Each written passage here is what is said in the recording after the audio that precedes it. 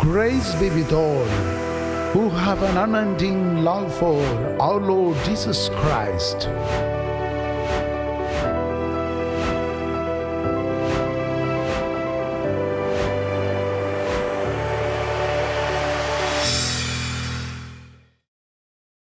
और पवित्र आत्मा के नाम पर आमीन। कृपया बैठ जाएं। आप लोग कैसे हैं? हम भी अच्छे हैं। नए गाने सब सीख रहे हैं। क्रिसमस की तैयारी शुरू। आपके पारिश में क्रिसमस की तैयारी शुरू हो गई है, पल्लियों में शुरू हो गया है, चरनी बनना शुरू हो गया होगा। और घर में वो तो पहले से चरनी जैसे ही है ना। हालेलुया, हालेलुया, यीशु की स्तुति हो। हम वचन पढ़ेंगे। इस वचन के आधार पर हम आगे मनन चिंतन करने की कोशिश करेंगे। मत्ती का सुसमाचार अध्याय 1। मत्ती का सुसमाचार अध्याय 1 पद संख्या 23। पेज नंबर 2, नए विधान के पेज नंबर 2। मत्ती का सुसमाचार। देखो, एक कुमारी गर्भवती होगी और पुत्र प्रसव करेगी और उसका नाम इम्मानुएल रखा जाएगा, जिसका अर्थ है ईश्वर हमारे साथ है। हम मिलकर एक बार और इस वचन को दोहराएंगे। देखो, एक कुमारी गर्भवती होगी और पुत्र प्रसव करेगी और उसका नाम इम्मानुएल रखा जाएगा, जिसका अर्थ है ईश्वर हमारे साथ है। हालेलुया, ईश्वर हमारे याद है। नहीं, मैं पूछ रहा हूँ, कुछ याद है? याद है? कितने लोग हैं जो पिछले सैटरडे को आए थे? बहुत कम लोग हैं या ज़्यादा हैं? धीरे धीरे हाथ उठ रहे हैं, हाथ नीचे कर रहे हैं। हम पिछले सैटरडे को भी इसी के बारे में बोल रहे थे, ईश्वर हमारे साथ है। यही मैं पूछ रहा था, आपको याद है? Hallelujah, hallelujah. आज हम मत्ती के सुसमाचार में इस वचन को जब मनन चिंतन करते हैं तो मैं आपका ध्यान एक शब्द की ओर आकर्षित करना चाहता हूँ। जैसे पद संख्या 23 में देखो, एक कुंवारी गर्भवती होगी और पुत्र प्रसव करेगी। पुत्र प्रसव करेगी। ये जो पुत्र शब्द है, क्रिसमस का जो मूल शब्द है पुत्र। पुत्र प्रसव करेगी। किसका पुत्र?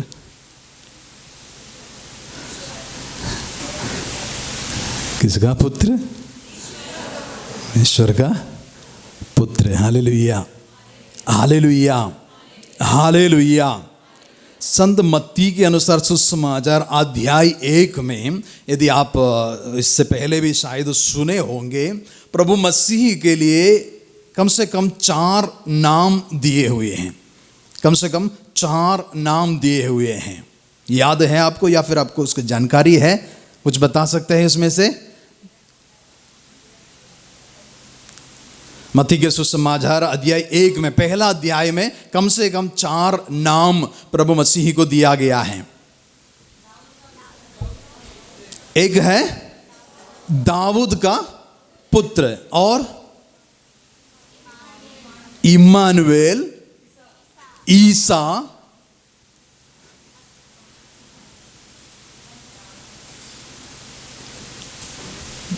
मत्ती के सुसमाचार का पहला शब्द देखिए। पहला शब्द इब्राहिम के संतान। इब्राहिम की संतान, दाऊद के पुत्र इम्मानुएल और ईसा। ईसा, ये 4 नाम पहले अध्याय में ही दिया हुआ है। कौन कौन से हैं?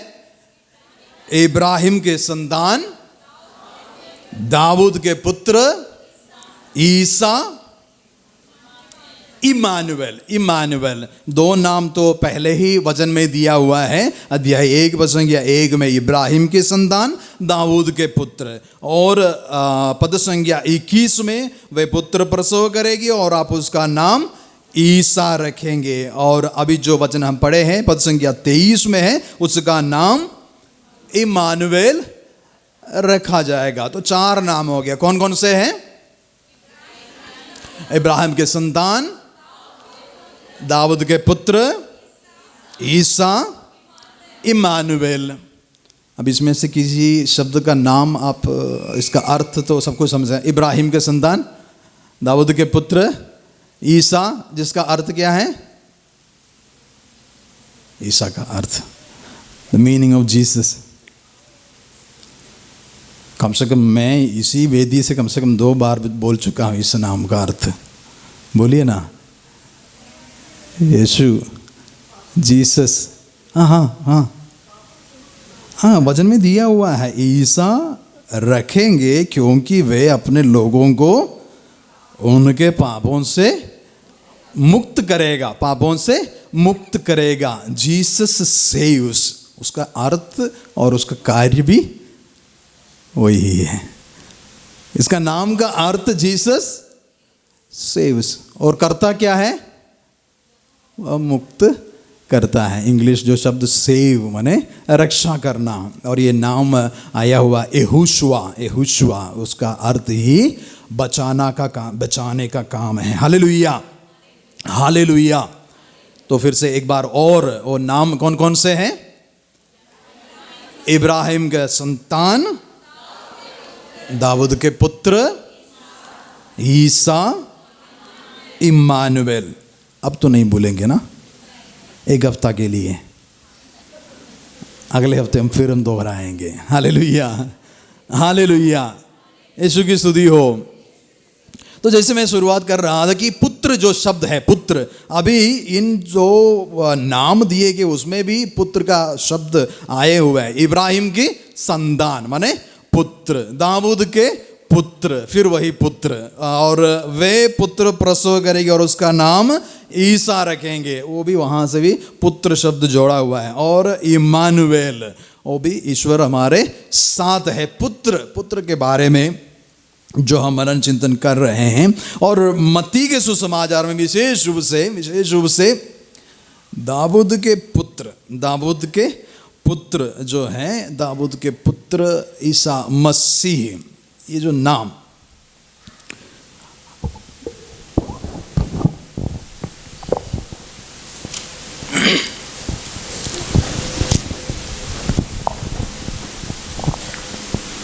आज शायद प्रवचन से ज़्यादा थोड़ा क्लास लेने के लिए सोच रहा हूँ, इसलिए किताब पकड़ा हूँ। किताब पकड़े हैं तो क्लास लेंगे तो आप लोग ध्यान से सुनिएगा, क्योंकि क्लास लेने में थोड़ा सा जल्दी सुस्ती बना सकता है। Hallelujah, hallelujah. अब मेरे पास ब्लैक बोर्ड नहीं है, इसलिए मैं अपने पास नोट लिए रहता हूँ। Hallelujah, hallelujah. तो जो मत्ती के सुसमाचार की विशेषता है कि उसमें पहले अध्याय में मत्ती क्या बोलने जा रहा है पहले ही वचन में बोल दिया है, पहले ही वचन में बोल दिया है। उसका जो टाइटल क्या है? वो ईसा मसीह की वंशावली, ईसा मसीह के बारे में बताने जा रहा है। और कैसे शुरुआत करता है? इब्राहिम के संतान, दाऊद के पुत्र। तो वह कौन है? ईसा मसीह कौन है? इब्राहिम की संतान है और दाऊद के पुत्र है। और जैसे हम आगे बढ़ रहे हैं, उसका नाम ईसा है और उसका एक और नाम दिया जाएगा, वह है इम्मानुएल। इम्मानुएल। तो जो मत्ती कहने जा रहा है वो प्रभु ईसा मसीह के बारे में है, जो इब्राहिम की संतान है और दाऊद के पुत्र है। Hallelujah, hallelujah. जैसे प्रेरितों के लिए ये बात उनको सही से मालूम है, अच्छी तरह मालूम है कि वह दाऊद के पुत्र हैं, दाऊद के पुत्र हैं। इसके लिए आप पढ़ेंगे प्रेरित चरित्र अध्याय 13, प्रेरित चरित्र अध्याय 13, उसमें एक वचन दिया हुआ है जो विशेष रूप से जो प्रेरितों का अंडरस्टैंडिंग क्या है उसके बारे में वहां देखते हैं। प्रेरित चरित्र ग्रंथ अध्याय 13 पद संख्या 32, एक बार मेरे लिए पढ़िए।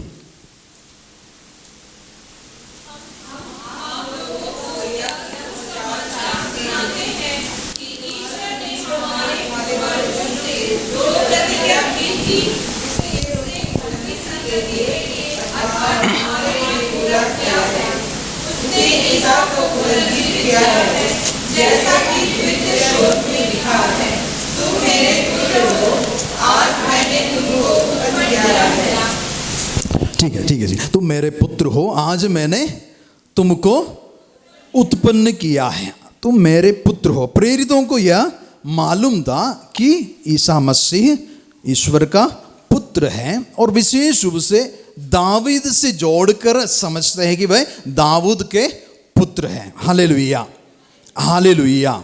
और यह शिष्य लोग प्रेरित गण अपने जीवन काल में अनुभव किया और यह समझ गया, क्योंकि पुनरुत्थान के द्वारा उनके समझ में यह आया कि ईसा मसीह ईश्वर के पुत्र है। ईसा मसीह ईश्वर के पुत्र है, क्योंकि ईश्वर ने उन्हें मृतकों में से जिलाया है, इसलिए वह ईश्वर के पुत्र है। ये बात भली भांति सभी प्रेरित गण जानते थे, और किसी को यह समझाने की जरूरत भी नहीं था कि वह ईश्वर के पुत्र है। तो पुनरुत्थान जो है उससे समझ में आता है कि ईसा मसीह ईश्वर के पुत्र है। और इसके अलावा प्रभु मसीह का बपतिस्मा के समय में भी इस बात को दर्शाया गया है कि वह ईश्वर के पुत्र है। वह ईश्वर के पुत्र है। जब कहते हैं कि ये मेरा प्रिय पुत्र है, मैं इस पर अत्यंत प्रसन्न हूं, ये बात को भी शिष्य लोग भली भांति जान रहे थे।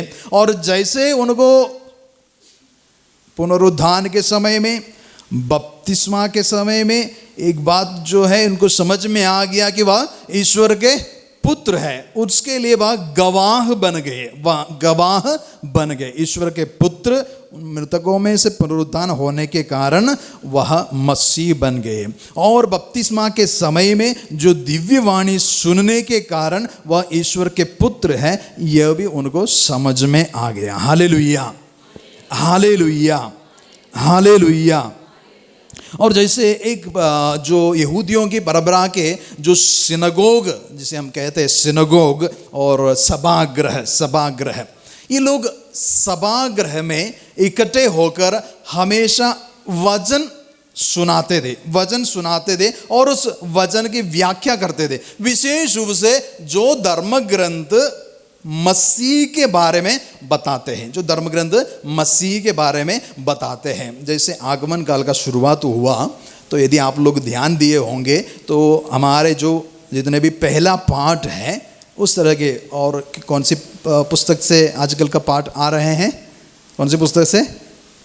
इसायास नबी के ग्रंथ से। और जितने भी दिन अभी हम पढ़ चुके हैं वो सब इस मसीह के आने के बारे में जो धर्म शिक्षा है, धर्म ग्रंथ में जो कुछ मसीह के आने के बारे में लिखा है उसके बारे में शिक्षा देते हैं। तो यहूदी लोग आकर सभागृह में इकट्ठा होते हैं और मसीह के आगमन के बारे में वहाँ पढ़ते हैं, और कोई एक जो सभागृह के अधिकारी है वो उसके बारे में चर्चा करते हैं। और जैसे जब क्रिश्चियन लोग आ गए तो उनको भी उस समय सिनगोग में जाते थे, और धर्म से जैसे मसीह जाते थे, शिष्य लोग जाते थे सिनगोग में, फिर बाद में वहाँ से हट जाते, क्योंकि उनके अंदर ही अंदर ये समझ में आ गया कि अब मसीह के बारे में पढ़ने की कोई जरूरत है। जब अपने जीवन काल में ही मसीह को देख लिया है, सुन चुका है, उनका पुनरुत्थान देख लिया है, अब सिनगोग में धर्म सभा में जाने की या फिर सभागृह में जाकर मसीह के बारे में पढ़ने की जरूरत नहीं है। वे जान रहे थे कि प्रभु मसीह आ चुके हैं और वह ईश्वर के पुत्र के रूप में इस धरती पर जन्म लिया है। हालेलुया, हालेलुया, यीशु की स्तुति हो। तो संत मत्ती अपने सुसमाचार के द्वारा विशेष करके ये जो 2 अध्याय है स्थापित करना चाहता है कि जो मसीह है आ चुके हैं और जिनके बारे में हम सुसमाचार के रूप में आपको सुनाते हैं, वह सचमुच में जो मसीह आप प्रतीक्षा कर रहे हैं वही है। उसके बारे में मत्ती उनको समझाना चाहते हैं। इसलिए संत मत्ती के सुसमाचार में विशेष रूप से पुनरुत्थान के अलावा, बपतिस्मा के अलावा, प्रभु यीशु मसीह के जन्म से जुड़े जितने भी बात है, प्रभु मसीह के जन्म से जुड़े जितने भी बात है, उसे लेकर यहूदियों को और बाकी जितने भी विश्वास ग्रहण किए हैं उनको समझाना चाहते थे कि यीशु मसीह ईश्वर के पुत्र हैं। और इसके लिए जैसे संत मत्ती इसका जो प्रयोग करते हैं, इब्राहिम के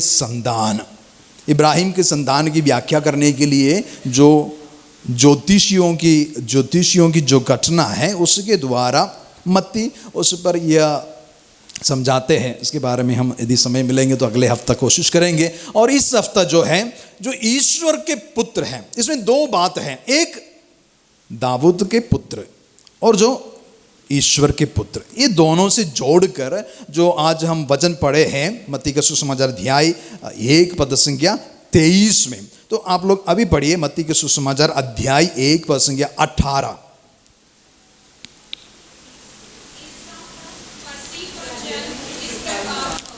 ईसा मसीह का जन्म इस प्रकार हुआ। उसके बाद में एक घटना का विवरण करते हैं जो हम जानते हैं, जो यूसुफ के पास स्वर्गदूत आकर जो कुछ कहा जाता है, जो कुछ कहते हैं, उसके बारे में हम देखते हैं। और उसके बाद अभी 22 वचन 22 पढ़िए, 18 के बाद वचन 22।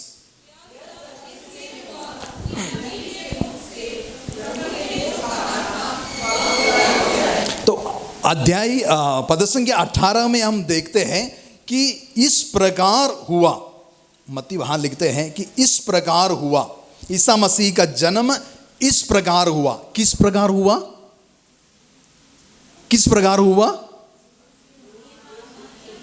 जो घटना वहां बताया गया है वहां बताया। और उसके आगे कहते हैं ये केवल इस घटना से नहीं, उससे भी बढ़कर है। बताते हैं यह सब इसलिए हुआ कि नबी के मुख से प्रभु ने जो कहा था वह पूरा हो जाए। ये ना केवल एक घटना है, लेकिन सदियों से ईश्वर ने जो निर्धारित किया है उसका पूर्ति हो रहा है। Hallelujah, hallelujah. और विशेष रूप से यदि हम देखेंगे मत्ती के सुसमाचार में जो उद्धरणियां लिए गए हैं, जो कोटेशंस लिए गए हैं पुराने विधान से, जितने भी धर्म ग्रंथ से जितने भी उद्धरणियां लिए गए हैं, वो करीब करीब 14 उद्धरणियां मत्ती प्रभु मसीह के बारे में बताते हैं। और उनमें से जो 8 उद्धरणियां हैं पहले के 2 अध्याय में ही आप पाते हैं, जितने 14 उद्धरणियां हैं। और उसमें से पहले 2 अध्याय में 5 उद्धरणियां हम देखते हैं। उसमें से एक अभी हम पढ़कर सुने हैं जो 23 में दिया गया है, यशायाह नबी का ग्रंथ में अध्याय 7 पद संख्या 14 में जो उद्धरणी है उसको लेते हुए मत्ती इस वचन को शुरुआत करते हैं कि जो धर्म ग्रंथ में लिखा गया है उसकी पूर्ति प्रभु मसीह में हो रहा है। इस बात को बताने के लिए, क्योंकि उनको ये बताना जरूरी नहीं था कि पुनरुत्थान के द्वारा प्रभु मसीह ईश्वर सिद्ध हुए। ये सबको ही जानते थे कि पुनरुत्थान के द्वारा लोगों को समझ में आ गया कि ईश्वर के पुत्र थे। और बपतिस्मा के समय में भी इस उद्धरणियों में से 1-2 निकालकर मत्ती कहते हैं, लेकिन उससे सबसे ज्यादा क्रिसमस का जो इंपॉर्टेंस है, प्रभु मसीह का जन्म के बारे में जो इंपॉर्टेंस है, उसको बताने के लिए, उस घटना को ईश्वर के जो योजना है उस लाइन में दिखाने के लिए कि ये सब इसलिए हुआ क्योंकि जो नबियों के मुंह द्वारा जो बताया गया है, धर्म ग्रंथ में जो लिखा गया है, वह सब कुछ पूरा हो जाए। Hallelujah, hallelujah. जैसे मैं कह रहा था कि जो पुत्र के बारे में कहते हैं, जहां पुराने विधान में 2-3 जगह पर ये जो मैं पुत्र उत्पन्न करूंगा, विशेष करके देखेंगे तो आप स्तोत्र ग्रंथ अध्याय 2 पद संख्या 7, स्तोत्र ग्रंथ अध्याय 2 पद संख्या 7 में हम पढ़ते हैं, तुम मेरे पुत्र हो, आज मैंने तुमको उत्पन्न किया है। वहां हम वचन में देखते हैं, तुम मेरे पुत्र हो, आज मैंने तुमको उत्पन्न किया है। एक राजा के बारे में पुराने विधान में बताया गया है, तुम मेरे पुत्र हो, मैं तुमको उत्पन्न किया है। ये जो राजा किस तरह पुत्र का पद स्वीकार करते हैं, पुत्र का पद स्वीकार करते हैं, वहाँ हम देखते हैं किंग जो है ईश्वर का रिप्रेजेंटेटिव है। किंग जो है ईश्वर का रिप्रेजेंटेटिव है। जब एक राजा का अभिषेक होता है, उनका मुकुट माने जो उनका किरीट धारण होता है, उनको कोरोनेशन का समय होता है, तो ईश्वर यह स्थापित करता है कि यह मेरा रिप्रेजेंटेटिव है, ये मेरा रिप्रेजेंटेटिव है। तो जब जब एक राजा उत्पन्न होता है और एक राजा का अभिषेक होता है, तो ईश्वर के विधान के अनुसार यदि ये राजा अभिषिक्त हुआ है तो वह ईश्वर के पुत्र के रूप में सुनाया जाता है। ईश्वर के पुत्र के रूप में प्रभु उन्हें अपनाता है, प्रभु उन्हें ईश्वर के पुत्र के रूप में अपनाता है। ये जो वचन का जो बैकग्राउंड है, और इसका बैकग्राउंड जो है नातान नबी द्वारा साबुल को यह बताया जा रहा है और दाऊद को बताया जा रहा है कि मैं अपने लिए एक पुत्र उत्पन्न करूंगा। ये हम पढ़ेंगे समूएल का दूसरा ग्रंथ में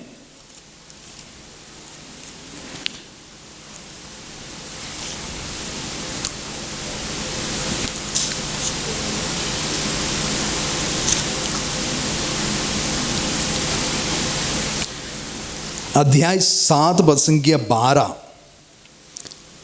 जब तुम्हारे दिन पूरे हो जाएंगे और तुम अपने पूर्वजों के साथ विश्राम करोगे, तो मैं तुम्हारे पुत्र को तुम्हारा उत्तराधिकारी बनाऊंगा और उसका राज्य बनाए रखूंगा। और उसके आगे पद संख्या 14 में, मैं उसका पिता होऊंगा और वह मेरा पुत्र होगा। मैं उसका पिता होऊंगा और वह मेरा पुत्र होगा। ईश्वर साबित करता है, ईश्वर अपनाता है। जब राजा का अभिषेक होता है तो ईश्वर उसे अपनाता है। और जब संत मत्ती लोगों को कहते हैं कि ईसा मसीह दाऊद का पुत्र है, तो जो राजा के रूप में ईश्वर जिनको अपनाया है वह मसीह स्वयं है। और इसको बताने के लिए संत मत्ती जो संत यूसुफ का जो रोल है उसका टिप्पणी करते हुए हम देखते हैं। जिस तरह से संत मत्ती इस बात को समझाने के लिए कोशिश करते हैं कि जो ईश्वर के पुत्र हैं, सबसे पहले एक डिवाइन रेवलेशन होता है, ईश्वर प्रकट करता है। उसके लिए एक स्वर्गदूत प्रकट होता है, ईश्वर की ओर से आए हुए स्वर्गदूत प्रकट होता है। जो संदेश है वह ईश्वर की ओर से है। इसको बताने के लिए एक स्वर्गदूत प्रकट हो जाते हैं। तो सबसे पहले जो घटना है ईश्वर की ओर से आए हुए बात है, ईश्वर की ओर से जो संदेश है, इससे जोड़कर संत मत्ती कहते हैं कि ये ईश्वर की ओर से आए हुए हैं। ईश्वर की ओर से आए हुए माने जो जन्म लेने वाला है वह ईश्वर की ओर से आने वाला है। Hallelujah, hallelujah, hallelujah. मिलकर प्रार्थना करेंगे। प्रणाम मरिया, प्रभु तेरे साथ है, धन्य तू स्त्रियों में और धन्य तेरे गर्भ का फल यीशु। हे संत मां मरिया, परमेश्वर की प्रार्थना कर हम पापियों के लिए अब और हमारे मरने के समय, आमीन। तो सबसे पहले जो डिवाइन रेवलेशन, ईश्वर का जो प्रकटीकरण है, उससे यह मालूम पड़ता है कि ईश्वर का पुत्र के बारे में संदेश लेकर स्वर्गदूत आया हुआ है। और दूसरी जो बात है, यह ईश्वर से जुड़े हुए एक व्यक्ति है। जैसे हमने कहा इम्मानुएल, ईश्वर से जुड़े हुए, ईश्वर हमारे साथ है। प्रभु ईसा मसीह माने ईश्वर से जुड़े हुए, ईश्वर की ओर से आने वाले हैं, ईश्वर के पुत्र हैं, ईश्वर हमारे साथ है। जब वह जन्म लेगा वह हमारे साथ रहेगा। इन दोनों बातों से और उसके अतिरिक्त एक और बात है जो महत्वपूर्ण है। किसी भी तरह से जब स्वर्गदूत प्रकट हो जाता है या फिर संदेश एक दूसरे को देते हैं, उसमें से ईश्वर की उपस्थिति मालूम हो जाता है। लेकिन जो तीसरी बात है वह बहुत महत्वपूर्ण है जो स्वर्गदूत संदेश देता है, यह पवित्र आत्मा का कार्य है। ये जो पुत्र प्रसव करेगा वह पवित्र आत्मा का कार्य है, action of the Holi spirit. ये कैसे संभव होगा? ये पवित्र आत्मा आने से संपन्न होता है। ईश्वर के पुत्र होने का एक ही कारण है कि वह ईश्वर की आत्मा से जन्म लिया है। हालेलुया, हालेलुया, हालेलुया, यीशु की स्तुति हो। जब दाऊद के पुत्र उसके साथ साथ ईश्वर के पुत्र कहते हैं, तो दाऊद के पुत्र जब यूसुफ उसको नाम देते हैं, उसका नाम ईसा रखा जाएगा और इसका नाम ईसा रखा जाएगा। और उसके अनुसार ईश्वर के दूत ने जो संदेश दिया था उसके अनुसार यूसुफ उसका नाम ईसा रखा। तो इस तरह दाऊद की वंशावली में उसका नाम है, दाऊद के वंशावली में उसका नाम है, क्योंकि दाऊद के संतान के रूप में यूसुफ को वहां दर्शाया है। और यूसुफ दाऊद की संतान होने के कारण यूसुफ जब प्रभु को ईसा नाम देते हैं तो उस दाऊद के वंशावली में वह अपने आप हिस्सा ले लेते हैं। लेकिन वह ईश्वर का पुत्र तभी बनता है जब इसमें पवित्र आत्मा कार्य करता है। पवित्र आत्मा के द्वारा एक कुंवारी एक पुत्र को जन्म देती है, तब वह कार्य जो ईश्वर का कार्य, ईश्वर के पुत्र होने का कार्य संपन्न होता है। हालेलुया, हालेलुया, यीशु की स्तुति हो, यीशु की महिमा हो। Hallelujah, hallelujah. तो ये जो तीन कार्य, जैसे एक संदेश ईश्वर की ओर से आया और वह संदेश में बताया गया कि वह ईश्वर से जुड़े हुए हैं, ईश्वर के साथ रहने वाले हैं। और जो तीसरी बात जो सबसे महत्वपूर्ण है कि यह पवित्र आत्मा से उनका जन्म हुआ है, तो वह ईश्वर के पुत्र सचमुच में सिद्ध होता है। ईश्वर के पुत्र के रूप में प्रभु ईसा मसीह को जो प्रकट होता है, ईश्वर के पुत्र के रूप में वह प्रकट होता है। और जो यहूदियों के लिए विश्वास करने के लिए बहुत ही उनके सामने बहुत ही मुश्किलें थी कि जिस तरह से उनके हिस्ट्री में ये कभी भी नहीं हुआ है। और संत मत्ती को ये समझाना भी जरूरी था ताकि कोई गलत शिक्षा ना जाए। इसलिए संत मत्ती इस तरह का टिप्पणी देते हुए, इस तरह का जो लायन है, इस तरह का जो उद्धरणी है, उसको देते हुए कोशिश इस पर किया। सबसे पहले दाऊद के पुत्र हैं और दूसरे हैं कि वह ईश्वर के पुत्र हैं। ये दोनों जब जोड़कर पढ़ते हैं उसमें ईश्वर की वाणियां पूर्ण हो जाते हैं। उसमें ईश्वर की जितने भी भविष्यवाणियां हैं जो पुत्र प्रसव होने के बारे में, वो सब प्रभु ईसा मसीह में पूर्ण हो जाता है। Hallelujah, hallelujah, hallelujah. तो ईसा मसीह ना केवल पुनरुत्थान के द्वारा ज्ञात होता है कि वह ईश्वर के पुत्र है, ना केवल उनके बपतिस्मा के समय प्रकट हो जाता है कि वह ईश्वर के पुत्र है, बल्कि उनके जन्म के समय में भी यह प्रकट हो जाता है यह सचमुच में ईश्वर के पुत्र है। इस बात को संत मत्ती इस तरह हमें हमारे सामने प्रस्तुत करता है। अब लीजिए वचन 19, अध्याय 1 वचन संख्या 19।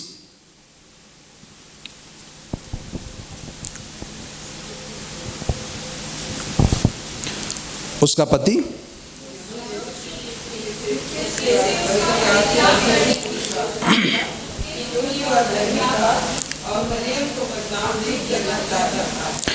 पति यूसुफ चुपके से उसका परित्याग करने की सोच रहा था, क्योंकि वह धर्मी था और मरियम को बदनाम नहीं करना चाहता था। ये यूसुफ जो अपनी सोच, अपने जो समझदारी, उसके बारे में बताया गया है। यूसुफ के साथ क्या हो रहा है।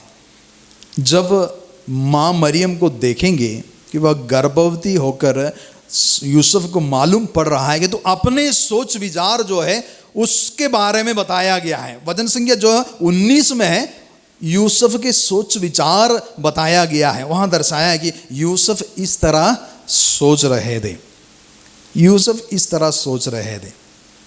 लेकिन प्रभु ईश्वर का जो योजना है वह एक कदम आगे है। ईश्वर की योजना जो है एक कदम आगे है। इसलिए स्वर्गदूत का पहला संदेश क्या है, स्वर्गदूत सचमुच में क्या बताने आ रहा है, उसके बारे में पढ़ेंगे वचन संख्या 18 में। उसका पहला जो वचन है उसके बारे में वहां देखते हैं हम लोग। जो ईश्वर की योजना यदि नहीं समझते हैं, हम अपने ही सोच विचार में रह जाते हैं, ईश्वर के योजना को पूर्ण रूप से ग्रहण नहीं कर पाते हैं, उनको मदद के लिए ये वचन के रूप में हमें बताया जा रहा है। वचन संख्या 18 में जो उनकी माता मरियम की मंगनी यूसुफ से हुई थी, परंतु ऐसा हुआ उनके एक साथ रहने से पहले ही मरियम पवित्र आत्मा से गर्भवती हो गई। अब ये बात जो है यूसुफ को अभी नहीं पता है, ये जो बात है यूसुफ को अभी नहीं पता है। और स्वर्गदूत इसलिए प्रकट हो गया कि जो ईश्वर की योजना है वह पूर्ण रूप से प्रकट हो जाए। ईश्वर की योजना में कार्य करने के लिए जितने भी लोग बुलाए जाते हैं उनके लिए यही दशा है कि पहले वह किस काम के लिए बुलाया जा रहा है। ईश्वर की योजना के तहत मेरे जीवन में क्या हो रहा है उसके बारे में पूर्ण जो ज्ञान है समझ में नहीं है, लेकिन वह ग्रेजुअल रेवलेशन होता है। एक तरह से कदम के रूप में, माने एक एक हिस्सा करके उनको समझ में आ रहा है।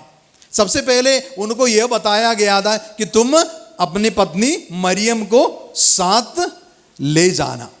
पहला मैसेज यह है कि तुम अपने पत्नी को लेने से नहीं डरे। यूसुफ दाऊद की संतान अपनी पत्नी मरियम को अपने यहां लाने में नहीं डरे। उनको जो पहला कार्य क्या करना है वो बताया जा रहा है। यूसुफ को ईश्वर की योजना के अनुसार उनको जो ट्रांसफॉर्मेशन हो रहा है, उनका जो रूपांतरण हो रहा है, उसमें एक एक काम करके उनको देते जा रहा है। तो बताया जा रहा है तुम पहले अपने पत्नी मरियम को साथ में ले ले और उसके आगे जो ईश्वर के पुत्र दाऊद के पुत्र ईसा मसीह है उनके लिए अपना नाम देते हुए, ये एक नेक्स्ट स्टेप है। क्योंकि जो कार्य यूसुफ करेगा वह मसीह का आइडेंटिटी बनेगा। जो कार्य यूसुफ अपने जीवन के द्वारा करेगा वह मसीह का आइडेंटिटी बन जाएगा, उनका व्यक्तित्व उसमें प्रकट हो जाएगा। क्योंकि जो यूसुफ यीशु मसीह ईसा का नाम जब रखेगा तो उनका आइडेंटिटी जो है दाऊद के पुत्र के रूप में उनका आइडेंटिटी जो है प्रकट हो जाएगा। यूसुफ को बुला रहे हैं अपनी योजना के अनुसार, एक एक कदम बढ़ाते हुए। सबसे पहले माँ मरियम को साथ में ले ले और उसके बाद ईसा मसीह को नाम देना। ये नाम से वह फिर बाद में जाना जाएगा। ये यूसुफ का जो रोल है, उनको जो जिम्मेदारी सौंपी गई है, उसके बारे में हम देखते हैं। और संधी यूसुफ जब जब इस बात को स्वर्गदूत के द्वारा, सपनों के द्वारा जब बताया जाता है, उसका प्रतिक्रिया क्या है? सबसे पहले वह तुरंत उसे कर लेते हैं, तुरंत उसे कर लेते हैं। जैसे आज के इस वचन में देते हैं कि यूसुफ नींद से उठकर प्रभु के दूत की आज्ञा अनुसार अपनी पत्नी को अपने यहाँ ले आया। प्रभु का वचन अपने जीवन में पूर्ण रूप से उतारा, आज्ञा अनुसार कार्य करने लगा। सबसे पहले क्या किया होगा? सबसे पहले क्या किया होगा? सबसे पहले करने के लिए क्या बोला था?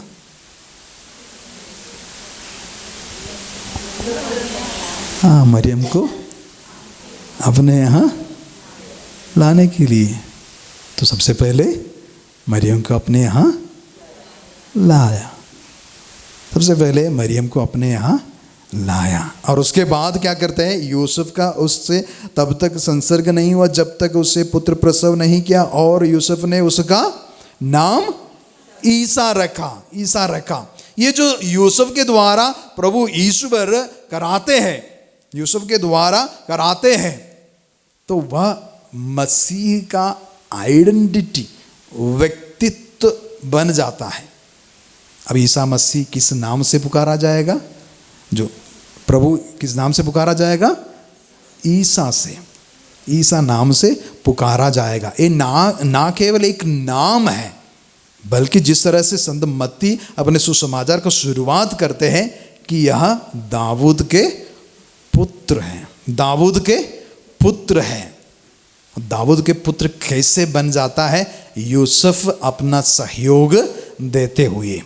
जिस तरह से यूसुफ को बताया गया, उसी तरह सहयोग देते हुए उस लायन में आते हैं। यूसुफ को हम देखते हैं दाऊद की संतान है, वह दाऊद के घराने से है। और जब दाऊद के घराने से एक व्यक्ति उस व्यक्ति को नाम देते हैं, विशेष करके जो यूसुफ, उसे किसी भी तरह से शारीरिक संबंध नहीं हुआ था, तब भी वह पिता इसलिए बन जाता है कि वह उसे नाम देते हुए, जिस तरह से ईसा मसीह का नाम उन्हें देते हुए अपने पिता होने का उत्तरदायित्व, जिम्मेदारी सौंपते हुए, जो उससे पूरा करते हुए इस दाऊद के पुत्र होने का जो टाइटल है, व्यक्तित्व है, वह उसे पूर्ण रूप से निभाते हैं।